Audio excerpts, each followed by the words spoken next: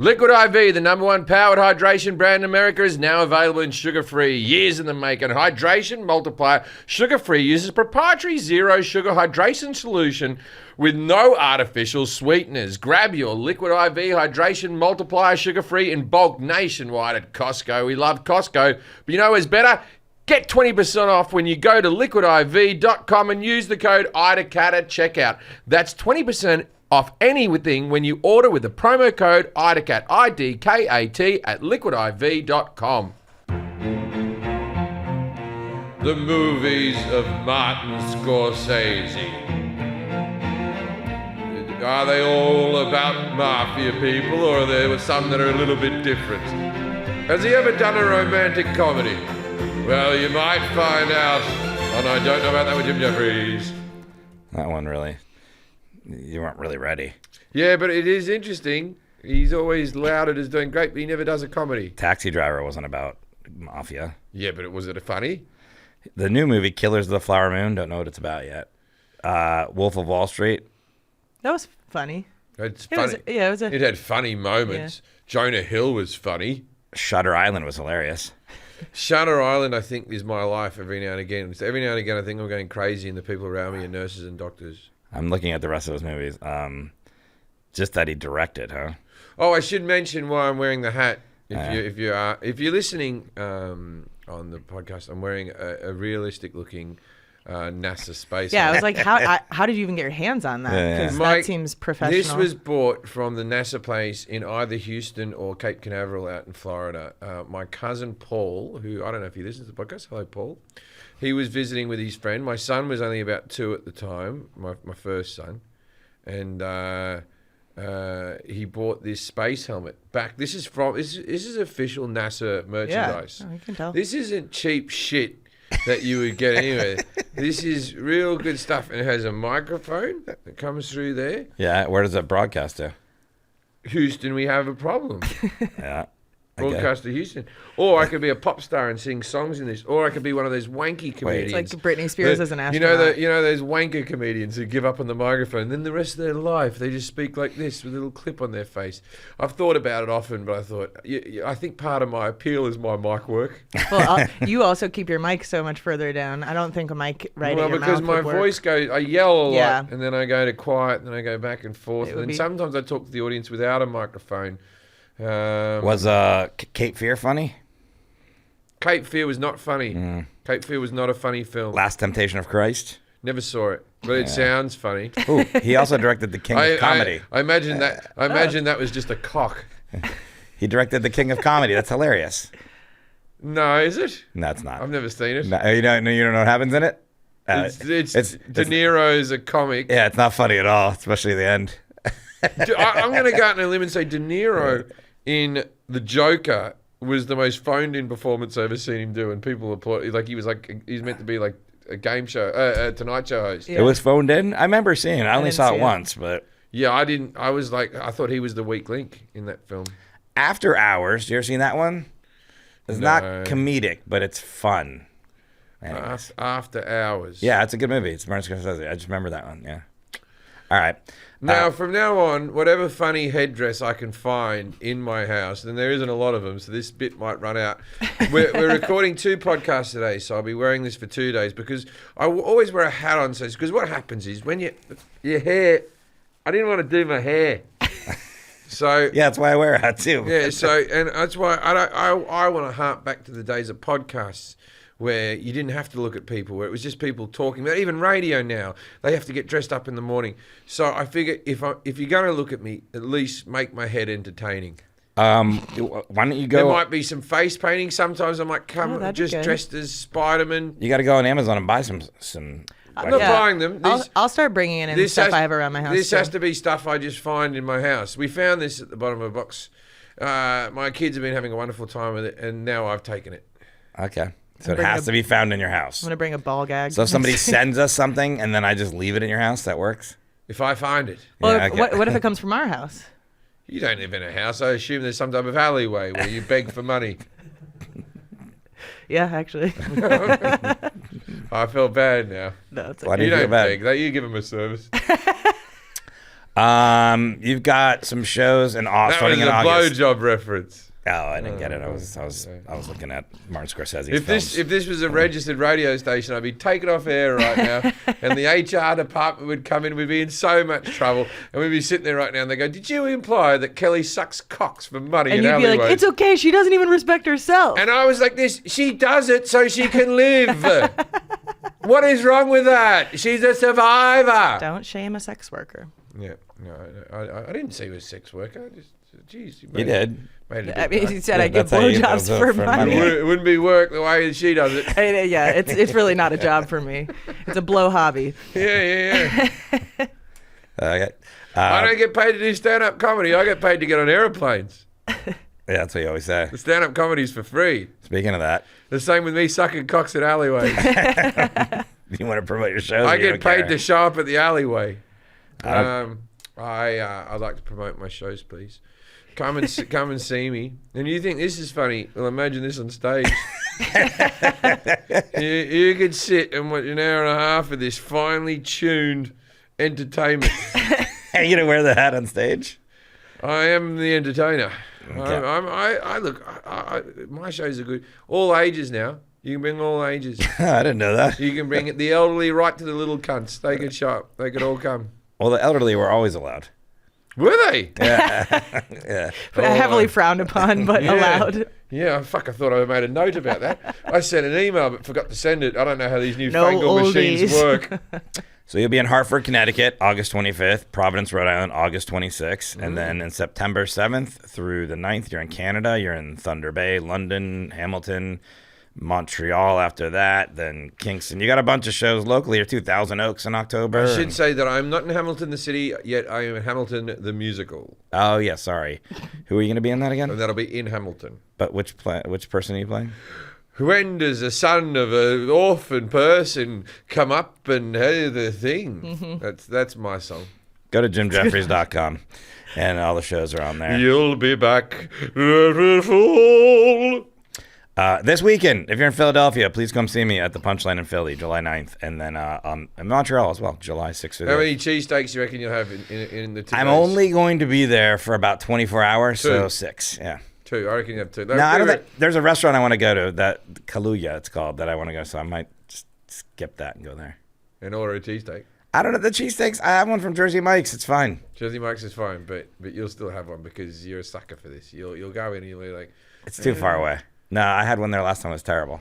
We ordered one that was good and had one bad one. I know, because when you're in Philly, you're just like, you just in your brain, you're like, every cheesesteak should be of some quality, and then you just get one, you're like, this is garbage. Dog shit. Not enough cheese. Like, stop calling it cheesesteak. Yeah, they like to hide the cheese. The cheese is like, you can't even see it. It's just like fucking meat in a roll. Bullshit. Fuck you, Philadelphia. Follow us on Instagram at IDCat Podcast. We are taking a break for a couple months on Patreon, but we will be back after our first live show, August 29th at Flappers, and then we'll be relaunching Patreon.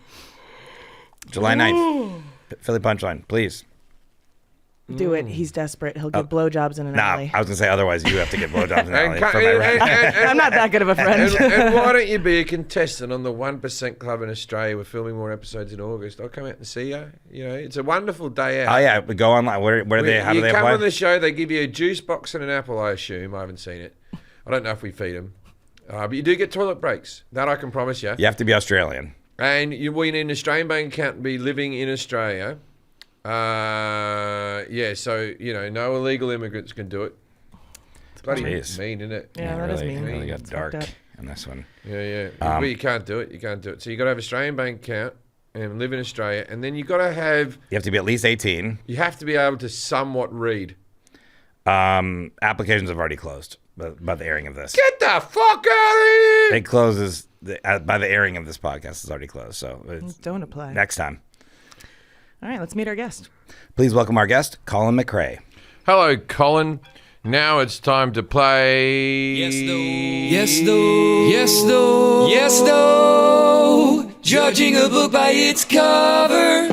I know the name Colin MacRae. Do you? Do you? I do know the name. It's something famous to do with something, isn't it? I don't know. You're all over it. It's something to do with something. Is it NASA? That would be a really great Well, yeah. coincidence, wouldn't it? If I guess NASA today, Colin, you're Australian, I assume? Kiwi. Kiwi. From Auckland. Oh, wow. And he specialises in something. Geez, we're running out of guests now. We found a New Zealand expert. Sheep shagging. Yeah, I don't know if you're an expert. There's okay. So you're from New Zealand. You're from Auckland. Colin MacRae. And you look like you're on a boat. Are you on a boat? Yes. You're on a boat. I feel like you. Is it surfing? No. Yeah. He's But on, you- a, but- he's on a but the TV boat show is- on the same network as your bestie, I wish. Who's my bestie? Lisa Vanderpump.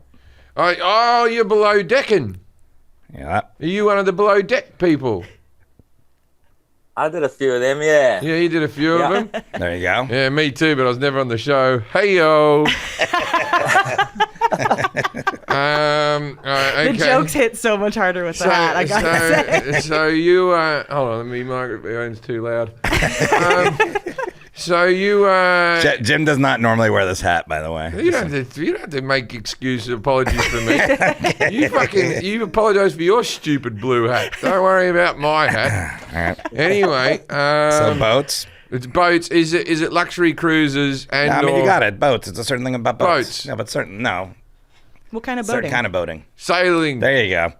Sailing. Sailing. Yeah. I just recently watched the documentary about the America's Cup where Australia won it against America for the first time. New Zealand and Switzerland and Italy have since won it, but no one gives a fuck. Australia won it at one time in 1988 or something. So or Col- 84 or something. Colin MacRae, yeah, as you talked about it a few seconds ago. You're going to was- ask me what tic-tacking is. Oh, I know. Don't worry about that. Tic-tacking? I don't think tic-tacking we're going to ask you. What else is there to sailing? He was Colin MacRae is on 3 seasons of the This will be TV a show short Below podcast. Deck as a Okay. chief engineer on a 180-foot sailboat. He's recently bought a hurricane damaged catamaran in 2018, rebuilt it, and now has sailed 20,000 miles. He films a weekly vlog for the last 5 years, and his YouTube channel is called Sailing Parlay Revival. Has 260,000 subscribers. If you're into sailing, or even if you're not and you want to see what's going on with Colin, go subscribe to that YouTube channel. And tell us a little bit more about how you got into sailing, and then like what you're up to now. Yeah, so bought a Hobie Cat when I was 16 years old and started sailing then. Just slow fell in love down, with it. college boy. What's a hobby cat? Hobie cat. What's a hobby cat? Hobie. What's a hobby cat? Hobie Cat's it's a 16-foot catamaran, so no cabins or anything like that. It's just a trampoline and some sails. Oh yeah, I know those. And Yeah. started sailing that around Auckland Harbour and got in a bunch of trouble, and because there's no engine, so you run out of wind and you're stuck in the middle of nowhere. So steep learning curve, but fell in love with it, and left New Zealand when I was 22. Started working on the Great Barrier Reef, Airlie Beach, the chlamydia capital of Australia. Right. Yeah. Only because there's so many fucking New Zealanders. And then started working on super yachts. So I've been doing that for like 16 years now. So where's the chlamydia capital of Australia? Just for anyone who's touring around the country who wants to know where that would be. What town did you say it was be? Is it Cairns? Airlie Beach. Pearly Airlie Beach in the Whitsunday Islands. Oh, Whitsundays. Oh, that's because it's all backpackers and people working up there and stuff like that. Yeah, that was Yeah. its claim to fame. People in their 20s that are like in their gap year from life and they go work up at the resorts and pass the chlamydia on. Yeah. So there you go. If you ever did an episode on chlamydia, that could be a fun fact. What? Where are you at right now? He's in his boat. It's hurricane damage. I'm on my own boat in French Polynesia in a random atoll in the Tuamotu Islands, coming to you live with Starlink. Are you there by yourself or do you travel with people? Normally got like 6 to 8 crew. Right now we're down to 5. Just sailing around the world making videos. Oh, okay. So you're not working for. You're just saying by yourself. This is just fun. Just fun things, and then you use Instagram or something to make the money. How does this work? The YouTube makes the money. Do weekly episodes every Sunday. So we're filming all week, and then we do a weekly vlog, and then that pays the bills. My dad had a mate. I think his name was Dave, but my brother Scott can set me straight on who it was. My dad had a mate that he used to do carpentry with, and this guy lived in the junkyard, like actually down at the tip, right? The landfill. Yeah. He lived in the landfill in a caravan. in a bit of space that he rented. Now, my dad used to visit him, and he used to cook all of his food over an open fire and stuff like that. And my dad used to drive us down there. As a kid, you love going to the tip because it's good. You can see stuff. Dave lived there because it was the cheapest place to rent a plot of land to build a boat. Then Dave built like a humongous fucking yacht in the middle of this garbage pit, right, up on bricks. Mm-hmm. And then at the end, he just advertised this is before social media, he just advertised in the local magazine for any women who want to see the world. Geez, you would have been captive on that boat with Dave. Sight unseen. Wait, go around the world with him on a sailboat? Yeah, so he had no girlfriends or nothing because he lived in a garbage pit. Right? This is a bloke who lived in a garbage pit who cooked his food over an open fire and built his boat on the weekends. He was a carpenter. Yeah. And he built the boat, and then he advertised for women who were up for an adventure. Yeah. And he had applicants, mate. It would be an adventure. Yeah, he wasn't lying. Yeah, but he would have had, like, a few of them would have shown up, and he must have looked at them and gone, nah. Until one of them agreed. But he set sail. I got to ask Dad what happened with him, whether he's alive or dead. But he went sailing around the world on a boat. The most expensive bit was getting it to the water. Yeah. I feel like I'm lower in this chair today. Yeah, you do look. You look shorter. I'm gonna have to adjust. Maybe you're old and your spine's compressed. No, I'm okay. All right, Colin. This is what we're gonna do. I'm gonna ask Jim a series of questions about sailing, and then at the end of him answering those questions, you're gonna grade him on his accuracy, 0 through 10. 10 is the best. Kelly's gonna grade him on confidence. I'm gonna grade him on etc. And we're gonna add those all together. 0 through 10, Jim. What will we do with a drunken sailor? That's what that one is. You lock him up, you let him sleep it off, and then you move on with your day. Okay. 11 through 20. Come sail away. Come sail away. Come sail. You know that one? Yeah, I know. They say come sail away with me, lads. What band is that? Kansas, I think? Kansas. Yeah. Then 21 through 30, what do you think it is if it's a song? About sailing. Oh, it's a good one? Yeah. Sail away, sail away, sail away. No. I am sailing, no. I am sailing. That's not the best sailing song. No, these are the best sailing songs. Sailing takes me away to where I don't know that song. I've literally never heard Forrest sing what? before. You don't know? Freaking me out. You don't know the Sailing by Christopher Cross? Yeah, that's. Oh yes, your rendition wasn't. I'm not good at singing. I gave it a whirl. All you had was the Christopher Cross look. Okay, sorry, Colin. All right, we're gonna ask questions. That's very mean-spirited. You don't look like Christopher Cross. Has anyone seen Christopher Cross? Ugly man. Fucking hell. He sang Arthur's song, and he had such a beautiful song, like, once in your life you meet. That's sailing. Yeah. No, that's not the same song. Yeah. That's Arthur's theme. I don't know. They all sound the same. It's a different song. When you get lost between the moon and New York City. That song, right? It was so I got to ask questions. Colin got out of bed for this. He went on and did concert, and because it was before video clips, and he walked down stage, and all the women who thought he was going to be hot just went, ah. All right, Jim. Describe sailing without using the word sailing. Well, it's a big sheet that hangs off a pole that's pushed by wind. That's how it works? Yeah, that's how the thing that you asked me to describe worked. Why'd you say sheet? Because I can't say the word sail. I know, but that's actually the right word. Yeah. It goes up. I know you were saying it from like a bed sheet. It goes up the mast, yeah. Right, and then wind goes, and then it pushes you forward. It's probably the most environmentally friendly way to travel. Name as many parts of a sailboat as you can. The mast, the sheet. Wait, the mast? Yeah, the mast. Okay, mast. Okay. Yeah, the mast. Sheet. The sheet. Yeah. The bit that you go like this. Yeah. What's that called? That's the rum tub tugger. And the hull. Uh-huh. The star side, the harbour. What do you steer with? The with a rudder, and then you have a keel, which incidentally Ben Lexon invented the wing keel that helped Australia to win the America. Did we lose him? Oh, I don't know. Gee, he must have hung himself. Can you hear me? We can. Welcome back.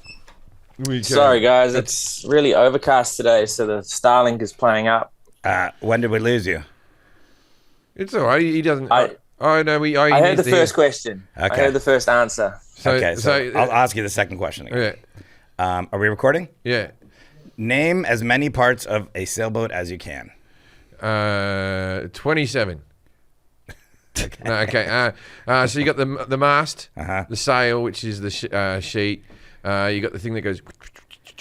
You got the hull. You got the bridge, the captain's bridge. What's this one called? You know the one. They do that, mate. Winds up the road, the rope. It's all a lot of the rope. The starboard side, the other side, the keel, which incidentally was made into a wind keel by an autistic man called Ben Lexon. You're talking about for racing. Who never ever finished high school, and he just designed with a pencil. You're talking about and for paper. racing. It's not So it's all a fucking, sailboats are like that. fucking sailboat, man. Yeah. The sailboats that I buy. Yeah. Any other parts? The anchor. Okay. So what is the sheet? It's the sail. Okay. What is a valve on the inside of the hull of a boat called? A valve. Don't know. The boat tipping to either side is called what? Tippy tops. Or as he would say, topper tops, because he's from New Zealand. Slightly different. Okay. After we left the dock, Jim asked me to hold the tiller. What did Jim ask me to do? Dispose of that escort. That's the tiller? I don't call them prostitutes. The tiller. Mean-spirited. You asked me to hold the tiller. What did you ask me to do? Hold the tiller. That's the wheel. Okay. The left and the right sides of the boats are referred to as what, and which sides are which? Starboard is your right, and notboard is your left. Okay. What about the front and the back? The bow. Is what? The bow is the front. What about the back? The stern is the back. You're doing pretty good for a person that doesn't go on boats a lot. Don't go on many boats. Okay. What is Also, why don't you just call it front, back, left, right? Like you're making it so fucking difficult. What about the sides of the boats? Do you know what those are? The stern, Again, the stern. Okay. What is the kitchen in the boat called? the galley. Okay. How many kilometers is a nautical mile? Okay, I know that knots have something to do with passing knots through your hand, and the knots run through. Well, that's the next question. How fast is one knot? I think one knot isn't very fast. I think one knot is about 3 miles an hour. And then when I say nautical mile, it's not spelled like knot. It's nautical, like Yeah. yeah. So how many kilometers is in a nautical mile? 2.8. What basic maneuvering will a sailboat beating into the wind need to execute? Tic-tacking. Tic-tacking? Tic-tacking. Yeah, you're almost close. What is the difference between true and apparent wind? Apparent wind. Apparent wind is like when you fart and you shit yourself. True wind is when it passes through with no problem. Oh. Yeah, that's a Hall of Fame answer. Turning a sailboat so the back of the boat crosses the wind, the stern, crosses the wind is called what? Tic-tacking. Okay. One of them will be right. Who is the Roman god of the sea? And who is the Greek god of the sea? Neptune. Is which one? Neptune is the is the Roman god of the sea. Mm-hmm. The Greek god of the sea. We just looked at his fucking monument. Yeah, we stayed outside of We it. We looked at it. You could see it from your bed. Pontius. Yeah, you're getting there. You're warm. All right, you're gonna Poseidon. Yes. What color flag must be flown when entering the territorial waters of another country? The flag of Zimbabwe. No, the flag. Skull and It's crossbones. It's a color.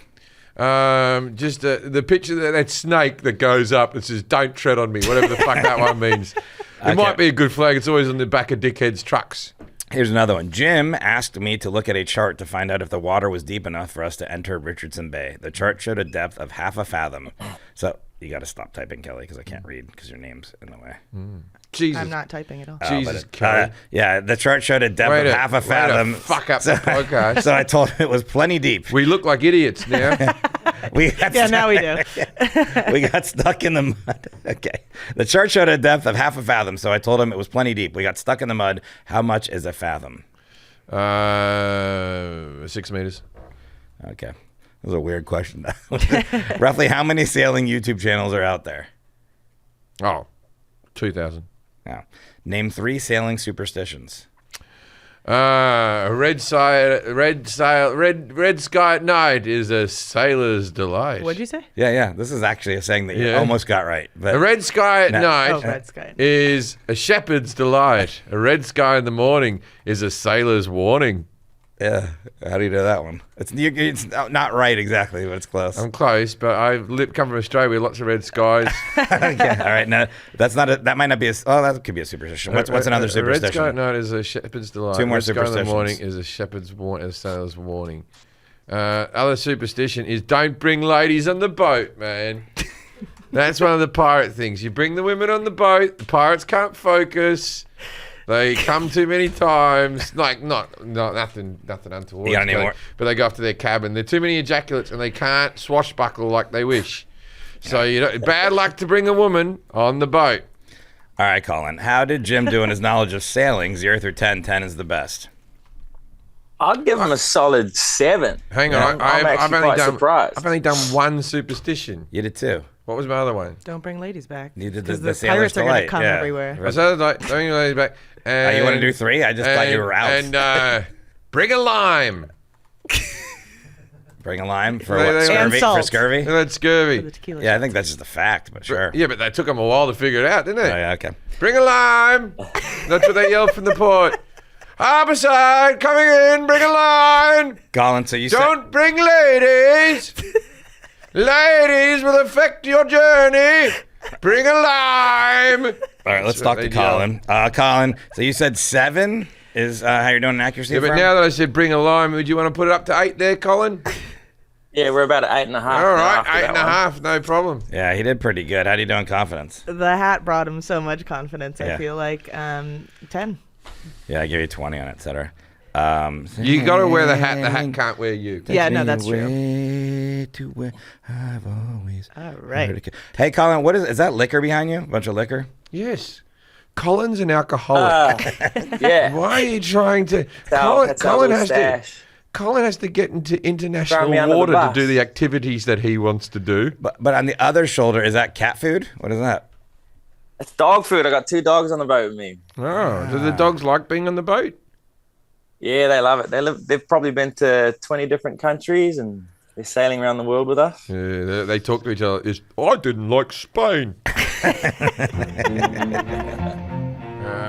I know I need to drink more water because I'm always struggling with that, and because water is so boring. You're just like, It is hard to drink enough water. It's boring. I'm so bored. I need something that tastes great and it has health benefits. Liquid IV has come up with the perfect solution. Liquid IV, the number one powdered, that's true, but it also is powered by powdered hydration brand in America is now available in sugar-free. Years in the making, Hydration Multiplier Sugar-Free uses proprietary zero sugar hydration solution with no artificial sweeteners. With 3 times the electrolytes of leading sports drinks plus 8 vitamins and nutrients for everyday wellness, Liquid IV hydrates 2 times faster than water alone. Keep your daily routine, keep exciting with 3 new flavors. Wild peach. White peach. Green. Oh, yeah, it's a bit as wild. White peach. Good point. White peach.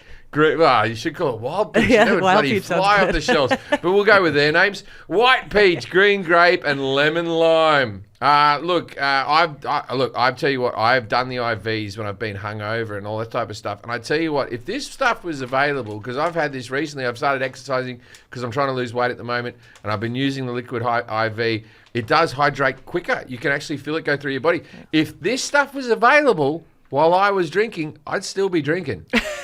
I can't give you a bigger endorsement than that. 1 stick of liquid IV is 16 ounces of water, hydrates you 2 times faster and more efficiently than water alone. And this is really cool. Liquid IV believes that equitable access to clean and abundant water is the foundation of a healthier world. What does that mean, Forrest?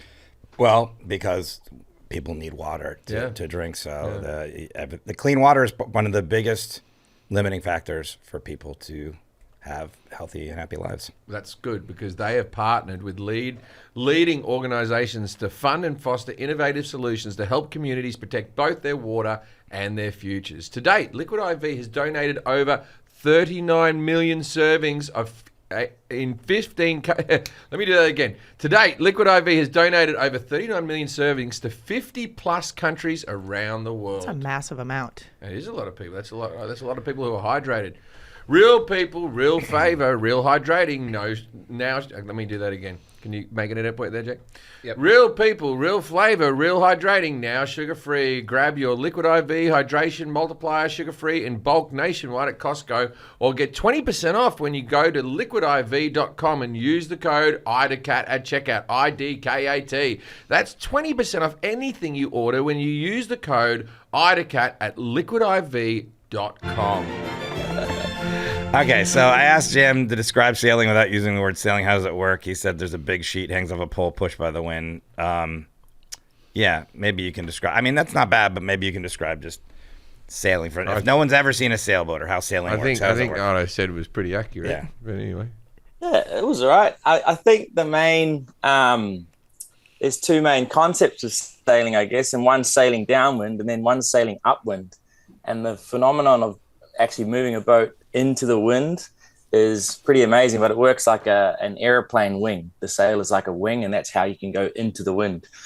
So, yeah. Now, I don't understand that. How can it push forward if it goes into the wind? So does it scoop into the sail and then come that way and push the other way? Yeah, it's crazy that the sail is a wing. It can never go directly into the wind, but call it sort of 45 degrees off the wind. It creates lift, exactly the same as an airplane wing. And the keel keeps you moving at like a 45-degree angle. I think it's incredible that it's even possible. But it's so funny that you mentioned keel, because when I said keel, Forrest scoffed at me and said that's for racing boats. No, I didn't say that. The type of keel you were describing was a racing keel. I said the keels are on sailboats. You look like an idiot. Yeah, I look like an idiot. Okay, and so name as many parts of a sailboat as you can. Jim said mast sheet, the bit that goes rum-tum-tugger. Oh, that was when we got disconnected. Yeah, the bow. The hull, the rudder, the keel. Yeah, rope. Is rope correct? The dog food bench. Is there a He's rope? got a dog food bench. The liquor cabinet. The liquor cabinet. Have you got a pair of your underwear in the background? A whole new language. Sorry, there's a massive delay. Oh, that's okay. Keep going. Sorry, I was only talking about your washing. There's a whole new language related to sailing, which takes years to get your head around, and it's kind of pointless in a lot of ways as well. But yeah, it's just there's got to be a crazy term for everything. It's not just a kitchen; it's a galley, which you got correctly. It's crazy. Do you know where these words originate and why they're called the galley and the starboard and the this and the hull and the bow and all that sort of stuff? Do you know any facts about these? I forget all the history. There's a reason for everything, like starboard and port is your left side. There is a random explanation for everything, but like a rope's not called a rope on a boat, it's called a line. A pulley's not a pulley, it's a block.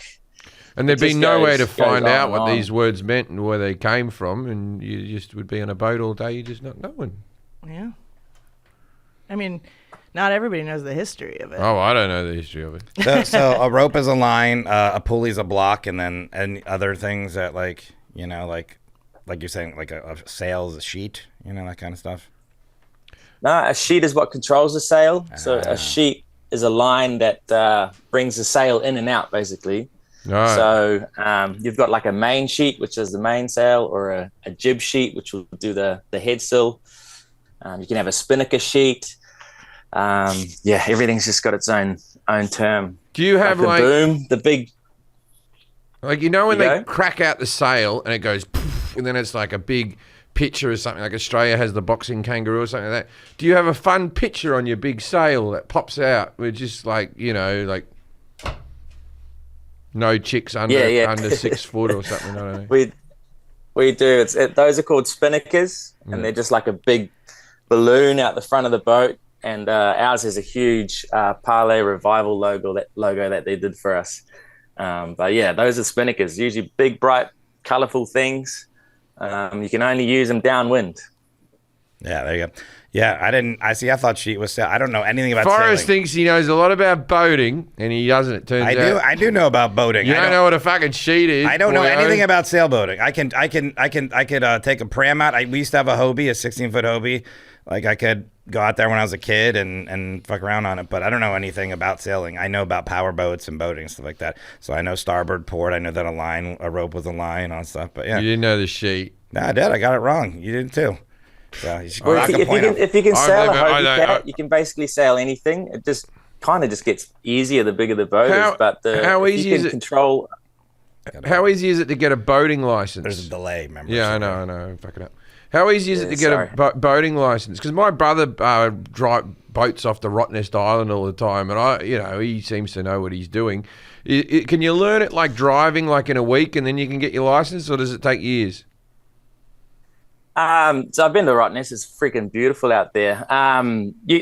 So in Australia, you've got this weird system. You've got like state tickets, and then you've got AMSA tickets, and then you've got the tickets that we do are MCA tickets. So it depends what level of qualification you want. So an MCA ticket's kind of worldwide, but an AMSA ticket is kind of only in Australia. So I didn't bother doing my Aussie tickets when I was in Airlie Beach because they were only going to help me in that state, actually. And also, Just so you know, Jim, in most states in the United States, you don't need a license to vote, which is Really? crazy. yeah, no, in America, you Yeah, don't. yeah, yeah. That would be I guess that would be taking away your freedom. Like in Florida, you can just buy a power boat and go out there and just, kill people, kill yourself, not know what you're doing, none of the rules of navigation or anything like that. Yeah. Do you think you're trained good enough on boats because you've been boating since you were a teenager? Do you think you're good enough to, I don't know, take a submarine down, just off the top of my head, 1,300 meters? That is 1,000? crazy what's happening with that, isn't it? I just watched a little thing about it last night, and they're pretty crazy that they had no sort of tracking device that could be deployed and just at least know someone where they were at the surface. It's just once you're down, you're down. It's Pretty amazing. It's a horrible thing that's happening. That they were using a generic PlayStation remote. Yeah, wasn't it like Bluetooth tracking? Like, why would you trust that? No, they were using a PlayStation. I know, I saw that, but I through think the Bluetooth, tracking yeah. was through Bluetooth, which it's yeah. like, why would you not think you Like would everything lose in the there was connection? Bluetooth in the Oh, so cabin. yeah, but you couldn't make it I guess you corded. can't have a wire go all the way down, but no, I mean, you could have a wired connection. You know what? They could wire it to. They were connecting to just the stuff in the it's sub. just ridiculous. I'll tell, Why would you I'll wire tell- that? I'll tell you how you fix it. Right, you get a big spoil of string, and you tie one bit of string to Yeah. the end of the submarine, and the other bit on the thing. You let it run all the way down, and then to find it, you just pull on the string a bit. That's a good idea. It does sound stupid. It is stupid. Why is that dumb? Number one, the strength of the cable that you would need to hold something like that. It's loosey goosey. But then, it's loosey then it gets, goosey. it gets tangled on the Titanic, and then what happens? It's not. No, they're not getting that close to the Titanic. Of course they are. What They're if probably stuck inside the Titanic the current right now. goes? Yeah, they could get They stuck might on have got a a bit rock. too close. Yeah, stuck on anything. you have a release thing inside the boat. Release the string. you're Release stuck. the string. No, you're not. The boat still goes up and down. You still steer the boat. This is just like if you lose contact with it. Yeah. This is your last resort. How much would that cable weigh if Pull it's that on the long? string. It's just a string he's talking. Just Just a little string. thread. Just string. Oh, string. Yeah. Oh, like dental floss. Yeah. Not Really- dental. really Yeah, long. you're being Fishing silly. line. There you Yeah, go. like The string's gonna pull this thing. like a little bit of cabling or something. I read something today, and I'm not sure. Why if it's wouldn't that true. work? I'm being serious. Why wouldn't that because work? it would break unless it was really strong, and then it would weigh so much that you wouldn't even be able to fit that on the boat that it's leaving. You could have strong. Make it out of the same things you make wrist ties out of. You can't break them. Yeah. Okay. I'll tell you a story. This is just quickly. This is off the point, right? So Father's Day, it was movie time, right? We get to pick our movie we want to watch, right? I decide we're going to watch Extraction. Extraction is the Chris Hemsworth sort of... Feels like not a kid's movie? Yeah, it turned out it wasn't. Anyway, so we're watching Extraction, which is just like a John Wick with an Australian bloke, right? But through the whole thing, he talks like this. Okay, mate, we're going to have to get that bloke out of here right now. He has that Australian accent, slightly manufactured, slightly. I think Russell was the first bloke that did it, really nailed it, but Hemsworth does this one as well, right? My wife and Anna, who's my wife's friend who's living with us at the moment, they were watching the movie and they enjoyed it a bit too much when Chris came out. And then I went off to the bathroom, and this is what I heard my wife say to her friend. The Australian accent's never done it for me before, but on him. And then she fanned her face. Are you fucking kidding me? But she married you despite thinking your voice is she loves you. disgusting. And so I was like this, so you want me to do the voice? And now my wife is angling for me to do that voice in the bedroom just as a bit of fun for her. Get the fuck out of here. She goes, if you can do it, why don't you do it all the time? I don't know. You could do Homer Simpson too. Yeah. Do that in the bedroom. So the sheet is not the sail. It is the part. It's the lines and the blocks that pull it down. Is that what it? Yeah. And that big, in our case, it's aluminium, but that big horizontal bit of steel or wood sometimes is called a boom. So the boom holds the main up, and then the sheet brings the boom in and out. If that makes any sense at all. Yeah. The boom goes opposite from so you have the mast, which you know about, and then the boom goes the opposite, perpendicular to it, and then holds it. I'm going to start a boat company that just say what you see. Say what you see, where you just go, the stick, the wind sheet. No, but if things are going on and if there's a storm Ropey and you're yelling to someone, you're not going to be like, sticky thingy. I've always thought the same with medicine. It's like, every industry has its own language, and it's partially designed to keep people out, new people out. Because you have to learn the language and it's elitist. Expert. Boating's elitist. Have you ever met pirates? We've come close, yeah. We've not for sure that they're pirates, but we were sailing off the coast of Nicaragua, which is a big pirate area. Yeah. And we had something. We went dark, which means we turned off all of our navigation equipment, turned off our lights, which is kind of dangerous to do, but that's the best option when you're going through pirate waters, is to be as invisible as possible. I've always thought that, or just stay out of pirate waters altogether. You got to get to other places. Yeah, but what was so big in Nicaragua that you had to see it? But you're going past it to get other places. You could go a bit more loopy-loop. Yeah, but if you go out, well, you could tell, why wouldn't you go more loopy, like out into the ocean? Why stay near the shore? We did. So the pirate area is about 100 miles off the coast of Nicaragua, and we went 120 miles, which is a massive detour because we're going to Guatemala. But yeah, you can't really avoid it sometimes. Yeah. And they're not really pirates. They're like fishermen that are opportunists. So they'll see this is kind of a big catamaran, and they'll just take the opportunity to, steal some shit. But so do they come on with guns or swords? Do any of them have hooks? Peg legs. No, they full on have guns and stuff. I don't have guns on the boat. It's a big sort of talking point whether you arm yourself or not going through those waters, but we don't. We don't really have guns in New Zealand. The pirates might be listening. You tell them. They've been big fans ever since we did our pirate episode. We got loads of guns here. Don't you worry about that. Yeah, very well trained dogs. Yeah. So. You know what I do to get rid of pirates, right? Because they'll be looking at you from binoculars. Put a plank out there. Put a plank out the side. Also pirates. This is what you're walking. Then they'll be like, fucking hell, they already have a plank. These people mean business. They must have been doing this for a while. That means they must have kidnapped someone, held them for a bit, and then made them walk the plank. Yeah. Like, fuck me. So plank up, man. What is a little sarcasm there? What is a valve on the inside of the hull of a boat called? Jim said he didn't know. I didn't know that one. Didn't know. Stupid. Didn't know. It's called a seacock. Yeah. Oh, yes. There was a good chance that you would just stumble upon that answer, not trying to be serious. It's funny that I've Googled that many times. Seacock. Yeah, you can't watch porn without valves. it. Valves in your searches. And then the boat tipping to either side, is it called tippy tops? Tippy tops. So that would be when you heel over. So a boat heeling over is on its side, on a lean. Yeah. I like sleeping on boats. I've done it a couple of times. I Yeah. find it very therapeutic, rocking back and forth. On a sailboat or a power boat or what? Just a boat that's bayed, Yeah, just yeah. sitting there. Just Yeah, it is nice. It's like I enjoy it. A lot of people don't like that, but I like that very much. Would you like being on a sailboat, you think? Like going underway, you know? Yeah, I could have $1 billion and I wouldn't buy a boat. I'd rent one and rent someone. Yeah, I'm not talking to about drive. buying it. Like, you know, like if you went go out sailing. on an adventure. Like I just don't need the hassle. No, you're not sailing it. You're going to hire somebody to sail it and your family. You're rich. Yeah, You can I- pay for somebody to do this. I would, but my wife doesn't like boats, so she wouldn't go. So yeah, I'll definitely be there. Yeah, the sailboat that Colin said, the first one, the Hobie, the one that you're the Hobie cat, those are really fun. And those aren't ones you would sleep on. It's just like a trampoline, like you say. But you get like one hull. It's like 2 hulls, and you get like one hull up in the air. And you gotta sit on the other side. Yeah, it's fun. I was a kid. I remember that was like one of the funnest things, scariest and fun things at the same time. There's a big adrenaline rush there.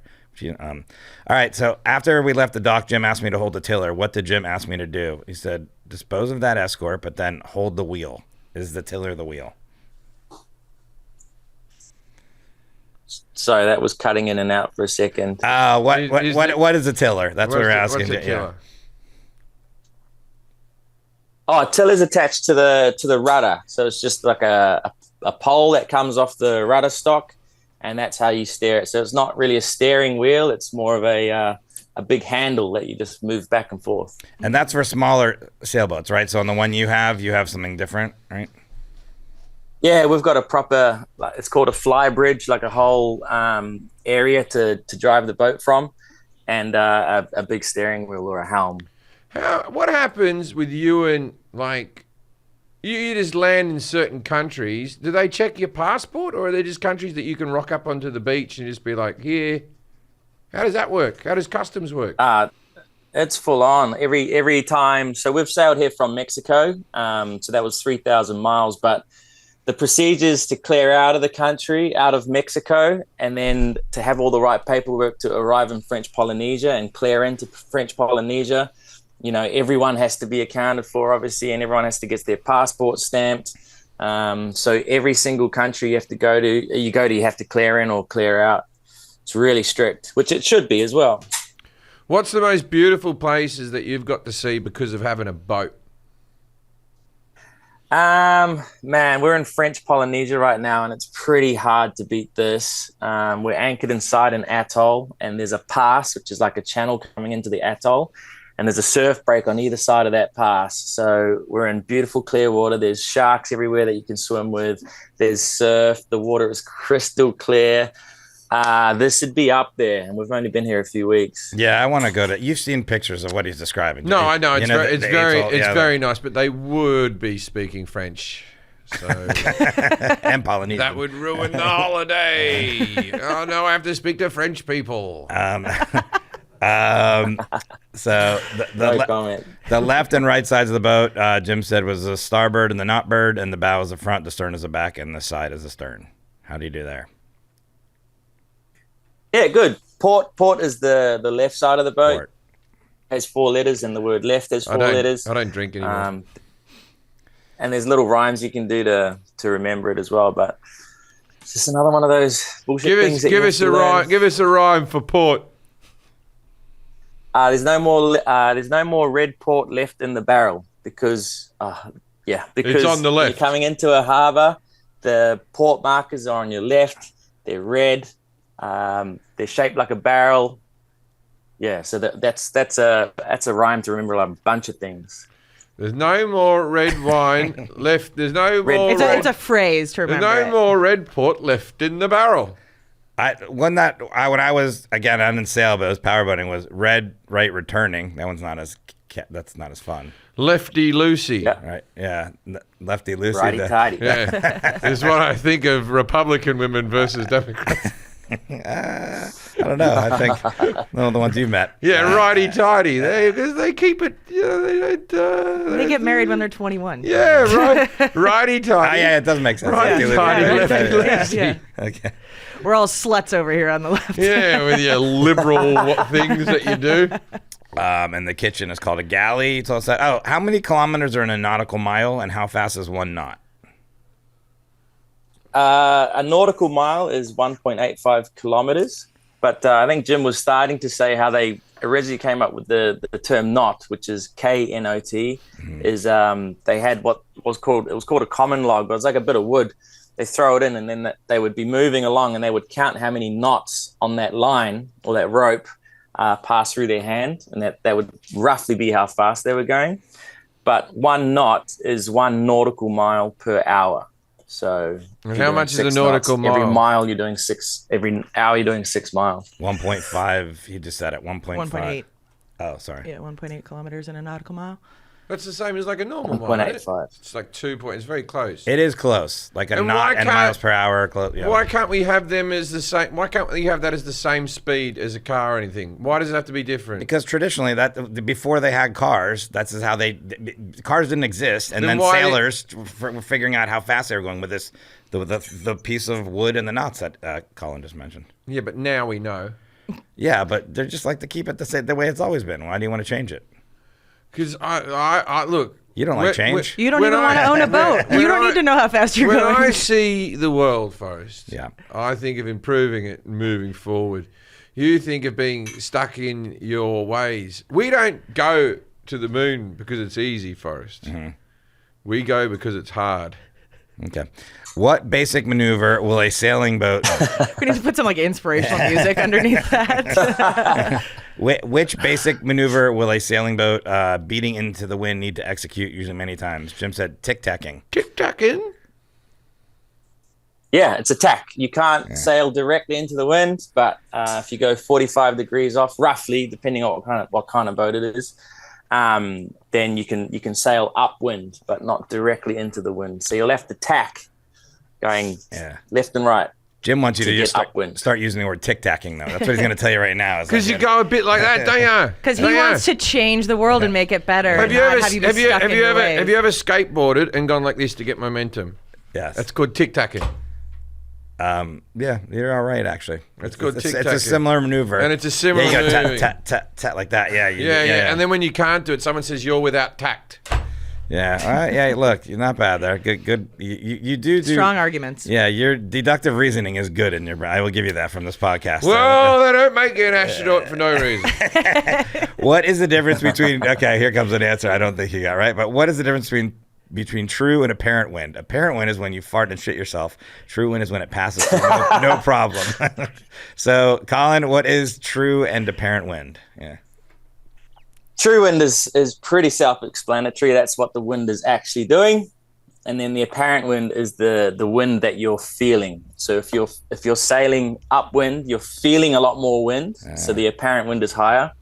If you're sailing downwind, you're feeling a lot less wind. So the apparent wind is less. And it's important because it'll tell you the sort of speeds you can do, but the comfort levels. Sailing into the wind is a lot more uncomfortable because the wind increases as you're going into it, and downwind is usually pretty much the preferable way to sail. Do you ever go a little bit loopy being on a boat the whole time? Do you ever feel like you're detached too much, or you good with that? I'm in my element out here. I've been living on this boat for 6 years, apart from the seasons that I do on below deck. But man, we get to wake up, watch the sunrise, and if we don't like the location, we move. If we like it, we stay. It's an incredible lifestyle, and we're trying to promote that because anyone who does it loves it. Do you know Hannah off below deck? I've spoken to her a few times. Yeah, I did a podcast with her as well. She came to the She's Jim cool. Jefferies show like 2 or 3 times. Yeah, I remember her being there. Yeah. I think she may have fancied me, and who can blame her? Well, I'm joking. She's a married woman. No, she came along to the show just to watch. She was very nice. what are all the different sales called? We didn't even ask that. There's all the different sales. Well, there's Black Monday. So many different types. There's the New Year's that? sale. He said Black Monday. He's making a joke, but it's There's also a Black Friday. Yeah, Yeah, Black Friday. Black Monday. You don't want to know about that sale. That one's not So, Colin, what are the different sales? Yeah. Sorry, guys, I've lost you. Oh, yeah, I was just asking you the different types of sales. Yeah. If you say yes right now, you get $1 million. There's so many. There's a whole different bunch of head sails, like the sails that go out the front of the boat. The main sail is pretty much the main sail, but you've got Genoas, Jenicas, Spinnakers, Code Ds, Code Zeros, Screeches, just you whole different arsenal of sails up there if you have the space to store them. That sounded like Mountain Dew flavors. By the way, you said Code Red, Screechers. Do you ever get a crew member? Now, this happens in all jobs, in all occupations everywhere. You get a new crew member, and within a few days, you're like, oh, no, this cunt's useless. And then you can't fire him because you're out in the ocean. Well, what do you do? So on here, we go through a pretty lengthy process that we're not going to get a lemon like that. It's like we're video calling them. We're making sure they're going to fit because it's a small space. This catamaran's 45 feet and there's four double cabins, so we can fit 8 people. And you don't want any pricks on board because life will become pretty it's more like you don't even want them to be competent. You just need them to be an easy hang. You know, I always feel that with the comedians that I work with. If I'm going to do a tour or something like that, you want to. More important than being a good comic is someone you can actually hang out with and not want to stab. 100%. I agree with that wholeheartedly. If someone's just a nice person and easygoing, you need someone pretty easygoing on a boat. But if they're like, I want to do this, I want to do that, I want to go here, why are we still here? Then it's just a nightmare. And if they fly into somewhere like here, into this random atoll, and it's pretty hard to get rid of them. Right. And what nationality is the worst? What one do you go, I'm not employing a Turk again? That's just for example. I have no problems with the Turkish. You might, from the sounds of it. What do you reckon? Oh man, that's a hard one. We've got to be careful there. But this isn't to be read into, but our worst would have been an American guy who thought it was a luxury charter. Yeah, Worse, that checks out. It's worse than a South African. We've had great South Africans on here. I love Saffers. It's time for us to tic-tac up the way. We have to sail this boat as far as we can. Oh, look over there. Yes, there's a my bunch blue. of pirates. I'm not afraid of them because I'll tell you about my childhood. Turning a sailboat so that the back stern of the boat crosses the wind is called what? Jim said tic-tacking again. Tic-tacking! Called a jibe. So a tack is when the wind crosses the bow of the boat. So you're going from left to right. But if you're going downwind, and that's probably the most dangerous maneuver on a boat because you've got that big boom, that big bit of aluminium that goes from one side of the boat to the other really quick as it catches the other side of the wind. So doing that accidentally is called an accidental jibe, and that's how people get really hurt. Who's Ben Lexon? I've never heard that name. What are you talking about? He's the guy who invented the wing keel. He won Australia. He really loves this guy. Do you have a wing keel on your sailboat currently? No, you mean like a foiling keel? Yeah, that's what Jim's talking about, the racing. He's on America's Cup documentary. It's Ben Lexon. They named a Toyota after him. He was that. Yeah, but I don't know about everything about sailing, but I don't think there's a wing keel on all these on normal sailboats. He's a bloke who didn't finish high school, who designed the boat, who beat the Americans. I when got you that. do the America's We're Cup, not you have to talking about build it. your own boat. Australia built a boat, and they said the Americans said that he couldn't do it because he was too dumb, but he did it with a bit of paper and a pen. It's fucking inspirational. You got to watch this documentary. No, I'm sure it's good, but you don't have a wing keel on your boat, do you, Colin? No, definitely not. It makes cornering easier, and then it makes going faster. Condominium. Quicker. Yeah. I'm sorry, what is it, Colin? Oh, this is just like a big floating apartment, this thing. Sounds like a bit what of a happened pig. was the Australians had this new keel, and the Americans were like, "It's illegal," and they tried to sue Australia. And the Australians, whenever they bring it out of the water, they sent divers down underneath to cover the keel up after each race so that no one would use. And all the news stories like, "What is Australia hiding? Why are they doing so?" There's like a 90-year-old person who used to read the news back then. It was a different world. But anyway, you got to watch this documentary. I mean, it's fucking. You'll cry. I know you told me about it. You'll cry. Who is the Roman god of the sea? Is Neptune. Who's the Greek god of the sea? Poseidon. You got those right. Yeah, Neptune and Poseidon. I don't know why that's important in sailing, but we asked that. Why is it important in sailing? Yeah. Because as you go past Poseidon's monument, you got to go, ooh, a kiss to the Greeks or something like that to make sure that you get good karma and you don't bring women on the boat. What color flag must be flown when first entering the territorial waters of another country? Jim said the picture that the snake says, "Don't tread on me." Don't tread on me. Yeah, I don't think that's right. It's the Q flag. It's a little yellow flag, and that lets the authorities know that you haven't cleared into the country yet. So, for example, sailing in here from Mexico to French Polynesia, you fly the Q flag, and it just lets everyone know that you're not yet legal. To be fair, isn't the background of the "Don't Tread on Me" snake yellow? Yeah. So you kind of got it right. I think a lot of people that believe in Q also have believe in Q, yeah. Yeah, it's pretty close. QAnon.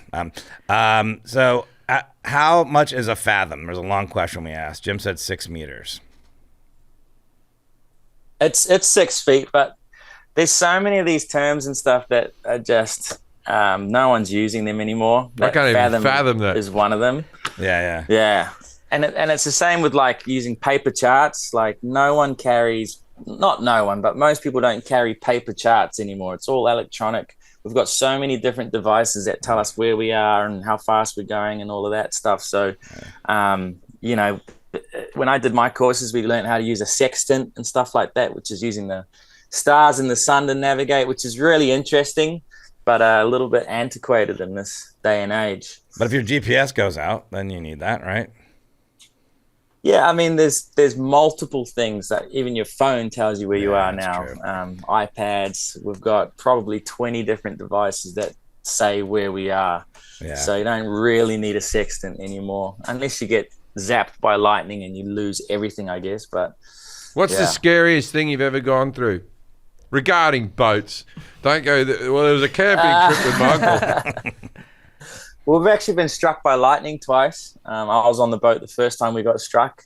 I was holding an iPad. I was watching something on Netflix or whatever, and it was charging. And when we got struck by lightning, I got an electric shock through the iPad because it's aluminium. And we looked up the top of the mast, and the VHF antenna was disintegrated. So was the iPad that was okay? pretty scary. What's that? Was the iPad okay? Nah, it was fried. Fuck, they make Wait, shit. And the charging and the socket that it was plugged into, everything, all the electronics died except for the batteries and the solar panels. Holy crap. How many sailing YouTube channels are out there? We know you have yours. Again, I'll mention it at the end, but it's Sailing Parlay Revival. But how many are out there? Yeah, that's just the kind of industry that I'm in. They did a count up and they stopped counting at 2,000. Oh. Wow. So there's a whole new industry here where people are just filming themselves sailing around the world, and I think luckily we got in a little bit before the big influx, so we got to get ahead a little bit. But now everyone that sails basically is trying to start a YouTube channel, so it's really competitive now. Are there boats that you always seem to bump into every time you go to a port? You're like, oh, here comes Mystic 100%. River. All the time. It's such a crazy small community. Like, we'd be sailing up the coast a year ago, and then all of a sudden they're anchored next to us in an atoll in French Polynesia. It blows my mind how small the industry is. And what's the name of your boat? Parlay, Oh, the pirate term. Yeah, Parlay. Yeah. Yeah, that's the name of their channel, Sailing Parlay Revival, because it was a boat. Why is it called Revival? Because it was a hurricane damaged boat and you rebuilt it, kind of thing. Yeah, Hurricane Irma came through the BVIs and destroyed pretty much all the boats that were there, and was sunken on one side. And I bought it for a pretty cheap price and fixed it up, and now we're sailing around the world. So something that drives me is all the people that said that we couldn't do it. All the people that said you can't fix that boat. It's meant to go to the scrapyard and all of that stuff. And we've done 20,000 miles on it now. So I was in the British. The haters keep me going. It was the British Virgin Islands. Hurricane Irma was where this boat was. Yeah, in Tortola, the boat was sunk on its port side. Oh yeah, that place got trashed. And I remember my mom's house and the Florida Keys got destroyed by that same hurricane, but I remember the Virgin Islands got destroyed. So that was like destroyed. There were three that came through: Jose, Maria, and Irma. Yeah. Pretty much within a couple of months of each other, and just wiped everything out. So it was really sad, all the boats that got destroyed. But there were some good deals to be had. The owner of this got a full insurance payout, and they said it was a constructive total loss. So I came and bought it off the salvage company. So so you love boating, you like going to different places, but what are the downsides? What are things that you miss from living on land? There's a few sacrifices with this lifestyle. It's because we're in such remote places all the time. I miss friends' weddings and birthdays. Oh, that's a fucking I've got a plus. nephew back home. Anytime you can miss a wedding's all right. Yeah, no, I wouldn't trade it for the world though. It's a pretty Can you pretty raise fortunate Can to you be doing raise this. kids in this lifestyle? I think you can. Some people say you can't, but there are actually a couple of pretty famous YouTube channels that have got kids on them, and I think the kids are getting the best education you could possibly give, especially seeing how some of the schools are going these days. So they're learning how to live off the land and be free and get a practical education as well as and just being exposed to so many different cultures and places and stuff like that. That's huge for kids. The movie Waterworld. The kids. You go. The movie Waterworld. How likely is it to happen, and how long would you survive? That used to be one of my favorite movies, watching Kevin Costner swimming around like that. What was the question? How likely is it to happen, and how long would you survive? he'd do great. Yeah. Well, I think he would do the best. So I had the boat during the pandemic. I had the boat for 6 years, but I was in Panama at the time, and the country completely locked down. You were only allowed outside your house 1 day a week, and only at the time of the last digit of your passport for 1 hour. So it was crazy lockdown, and we just stocked the boat up with like 3 months worth of food. And we sailed out to the Pearl Islands off the coast of Panama with a bunch of other sailboats, and we were completely free. We were spearfishing for food. We didn't even give a shit what was happening in Panama. We had our own living off the land and living free, and it was an incredible feeling to have that freedom. Yeah, Well, some guy I'll came be- up I'll- like a month later on a new sailboat. He's like sneezing. Hey guys, what's up? You're like, get the fuck out of here. I'll be honest with you. During the pandemic, I didn't give a shit what was happening in Panama either. So I understand your freedom. Here's the 3 sailing superstitions Jim came up with. Red sky at night is a shepherd's delight. Yeah. Red sky in the morning is a sailor's warning. Don't bring ladies on the boat because the Great. pirates won't focus. Coming too much. And then bring a lime. Do you know any of these superstitions or sayings? Yeah. There are so many sailing. I guess because back in the day, 17th, 18th century, sailing was, you'd risk your life every time you left the dock. So anything you can do to sort of have a bit of good luck, they were all for. But no women on the boat. Redheads were bad luck. Oh, redheads, don't do that. And you don't want women who sleep around the boat because loose lips sink ships. Yeah, and bananas are bad luck on a boat. Yeah, Jim. Bananas are You bad don't luck. want to leave bananas. port on a Friday. Yeah, bananas are bad luck, Jim. Jim hates bananas. I knew this banana. I one. don't like bananas. I Yeah. might become a sailor. Yeah, do you bring bananas on your boat? We do, yeah. We love a good smoothie, so we can't pass them up. I thought the bananas, when I was young, when we go fishing, they're like, you don't bring a banana in the boat because you won't catch any fish or some shit. I'm like, what a dumb fucking superstition. But then there's banana boat sunscreen. Yeah, this is the irony. Yeah. What was some other one? Sorry, you don't bring a banana. What was the other one? The list gets like whistling. Whistling is bad luck on a boat. Really? What else? Yeah. No, women's was a pretty strange one when you live in this lifestyle. That would suck. Yeah, that was some gay fella who invented that saying. And no girls, boys. we don't want to be unlucky out there.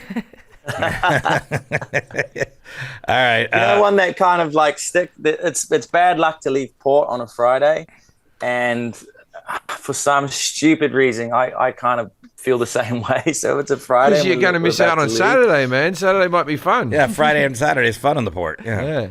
You want to leave on a Monday when fuck all's going on. I guess it only takes one like real bad incident, and they're going, "What did we do wrong? Oh, we had a woman on board. Okay, let's not do that again." We left on a Friday. I'm putting it all together now. Yeah. You got to blame something, right? Yeah.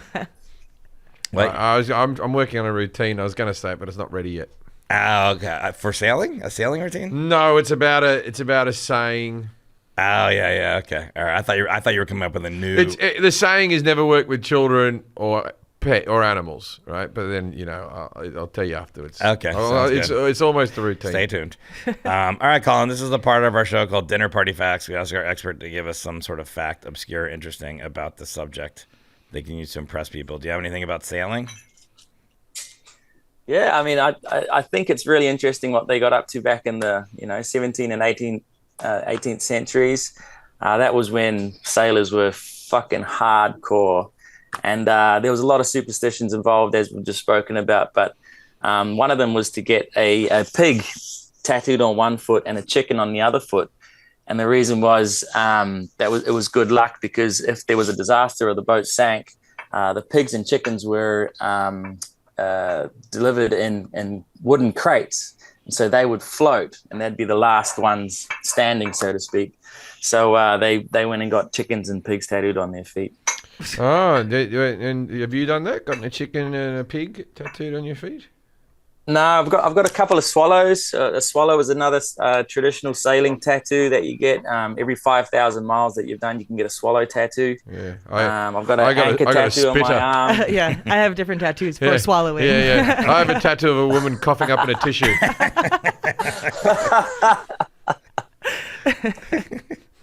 What was the other tattoo you said? Oh, there's a bunch. I've got an anchor that was for when I crossed the Atlantic. Mm-hmm. Yeah. I thought they were just elaborate birthmarks. The YouTube channel is called Sailing Parlay Revival. Please subscribe to that, and you can follow Colin and the Parlay around the world, see all their adventures and stuff like that. Hey, can we see the atoll, or is it too far away? Is it like... Yeah, you want to have a look out here? Yeah. Yeah. As much as we're enjoying your face, we'd like to see the beautiful... Well, you got a nice big telly there. That'll make life worth... Oh, it's a window. Yeah. Drop the headphone. Yeah. This is the atoll that we're in. See where you put your stickers. It's your sticker section. Oh, yeah. Oh, that's yeah. beautiful. Lovely. Look at that. How unreal is that? Yeah, and there's just coral on that. Yeah. It's like really... Yeah, look at that. And there's no other boats out there, or there is one you said out there then? Oh, there's a ton of boats here. This is one of the popular spots because of all the sharks, but I don't know if you can see all the sailboats. Ah, yeah. Now we can see your whole boat. Your boat, that's a big... How big is that boat again? It's a 45-foot catamaran. Yeah, those are awesome. And he's got 5 people on it. Yeah, I stayed in a catamaran like that. My friend had a wedding in the British Virgin Islands, and that's what they put us on, was a catamaran. I don't remember what it was, but man, it was cool, and we just sailed all around there. It was awesome. British Virgin. Have you ever lived in England? There's no 18-year-old girls that are virgins. Well, then you gotta... There's the US Virgin Islands as well. That's a bit of an oxymoron. Yeah. All the islands are wearing a promise ring. Colin does not like the Americans, I've noticed. It's not Colin, it's the rest of the world. I'm Canadian. I don't like Americans. Yeah, me either. Oh, I like Canada. I got 2 on the boat right now. That's not true. Thanks for having me, America. I appreciate everything. All right, Colin. Well, thanks for being on the podcast again. Sailing Parlay Revival. Subscribe to that on the YouTube channel, and thanks for being here. Cheers, that was fun. Thanks, guys. Appreciate it. Thank Colin, that was good. We had a laugh, mate. If you're ever on a boat and someone goes, check out me hull, go, I don't know about that, and walk away. But you can't walk far because you're on a boat. Just go to the other side. Why did I check out the hull? Because it sounds like a bit rapey, doesn't it? Come into the hull with me. You got to protect yourself. Yeah, seacock. Yeah. Come into the hull, I got a seacock. I got a cock. I got a cock you got to see about. All right. Good night, Australia.